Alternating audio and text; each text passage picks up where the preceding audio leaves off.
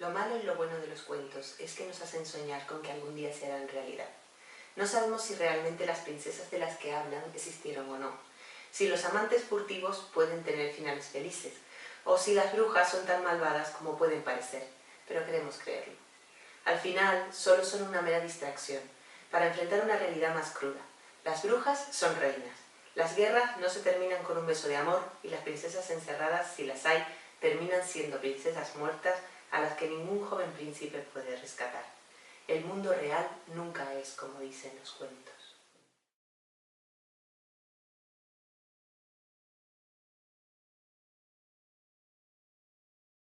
Pues no, mis queridos literaturadictos, la realidad nunca es como dicen los cuentos.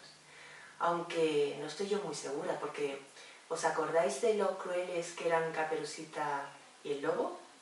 La madre sobre todo, que la manda al bosque sabiendo que hay un lobo por ahí suelto que la puede atacar en cualquier momento. O Pulgarcito, que sus padres los abandonan en el bosque porque no tienen con qué mantenerlos. O, vamos a ver, Piel de asno, por ejemplo, que su padre tenía deseos de cepillarse a su propia hija. No, los cuentos son bastante crueles, pero la realidad también lo es.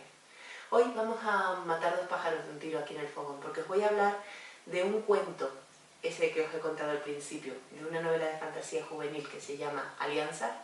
Es la primera parte de una trilogía, creo que es una saga, que se llama Cuentos de la Luna Llena, y está escrita por Iria G. Parente y Selene M. Pascual, que podrían ser mis hijas, pero son unas escritoras como la copa de un pino. Y luego voy a aprovechar que os voy a hablar de ese libro para hablaros de la estructura clásica de la novela de fantasía, que es la estructura en 3 actos y que es la que tienen estas chicas en su libro. La estructura clásica de la novela de fantasía, en el primer acto, nos introducen a los personajes. Nos cuenta cuál es la crisis, cuál es el motivo en el que se va a basar la novela, y termina ese primer acto cuando el protagonista asume que tiene que resolver esa crisis. En esta novela, el primer acto se llama Un cuento de príncipes y princesas, me parece, un cuento de príncipes y princesas, sí, y vemos a los personajes que además tienen una cosa muy bonita, que es ya cuestión de la edición, y es que cada personaje está simbolizado por un símbolo, unas notas de música. Por ejemplo, en el caso de Drake, que es un trovador, un arco en el caso de Irene, que es una princesa que no quiere ser princesa, a la que se le da muy bien la caza. Luego está otro personaje que es Faye, o Faye, no sé muy bien cómo se pronuncia, que es la princesa sumisa, digamos la doncella, la que siempre ha dicho lo que sus padres le dicen que haga. Y luego está Seaven, que es un príncipe, uno de los personajes que más me gustan, porque es un personaje cebolla, o sea, es un personaje al que le vamos quitando capas y llega un momento que vemos el núcleo, que es un núcleo muy, muy bonito, muy potente.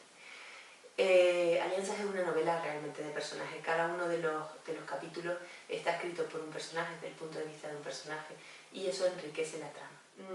En el segundo acto cruzamos el umbral. Ya os hablé, cuando os hablé de Crónicas de Fortuna, que si no lo recordáis os dejo aquí debajo el vídeo, del Guardián del Umbral. El Guardián del Umbral es uno de los personajes de las novelas de fantasía, que es el que hace que todo cambie. En el caso, por ejemplo, del Mago de Oz, es Dorothy, o sea, es el tornado. El tornado hace que Dorothy, que estaba en Kansas con su perrito y sus tíos, aparezca en el reino de Oz. En el caso de la novela de Alianza, hay algo que hace que todo cambia y empieza el segundo acto. Un segundo acto bastante sorprendente, en el que empiezan a entrar una serie de personajes secundarios que son muy enriquecedores, y en los que me gustaría destacar la importancia de los nombres.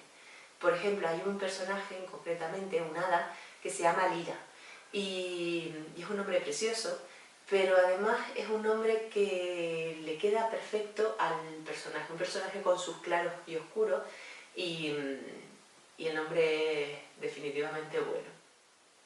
El tercer acto empieza cuando lo peor que puede ocurrir, ocurre. Ellas lo llaman cuando las marionetas se rompen.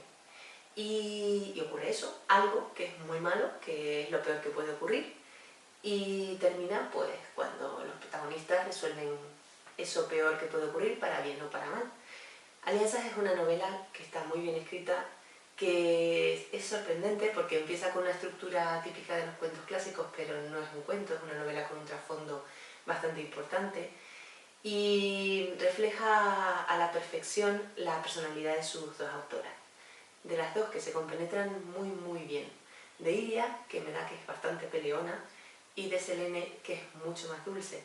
Entonces hay partes en las que dice, ¿cuál de las dos la ha escrito? Porque se entremezclan completamente las dos voces. Como os dije la vez que os hablé del fin de los sueños, eso es una cosa muy difícil de conseguir. Yo de hecho no creo que pudiera hacerlo con nadie. Y es una cosa que hay que destacar de la novela. Y vivieron felices para siempre. Lo que me gusta de los cuentos es que el final es siempre esperanzador. No te hablan de lo malo, de las posibles peleas o desacuerdos. Quizás sean un poco idílicos, pero después de todo el sufrimiento, la gente que está escuchando la historia desea la felicidad absoluta de los protagonistas que por tantas penurias han pasado.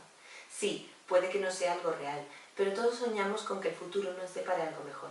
Incluso yo quiero mi final feliz. Esto, que no os voy a decir quién lo cuenta, es un trozo que me ha llamado mucho la atención, porque detrás de esa voz, de ese personaje, está la voz de sus autoras. Porque todos los que contamos los cuentos queremos nuestro final feliz. Pues este es vuestro final feliz. Adiós, literatura adicto.